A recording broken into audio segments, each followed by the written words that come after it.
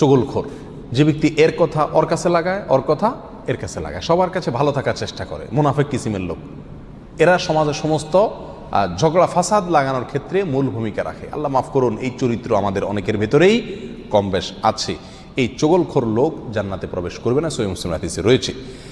Number 10, অন্যের পিতাকে যে নিজের পিতা বলে পরিচয় দেয়। অনেক পালক পুত্র আছে নিজের জন্মদাতা বাবাকে বাবা হিসাবে পরিচয় দেয় না, যে লালন পালন করে তাকে বাবা হিসাবে পরিচয় দেয়। তো অন্যের পিতাকে যদি নিজের পিতা হিসাবে পরিচয় দেয়, এই ব্যক্তিও জান্নাতে প্রবেশ করবে না, এবং সহিহ বুখারীতে হাদিস রয়েছে, যদিও সে কি হয়, মুসলমান হয়।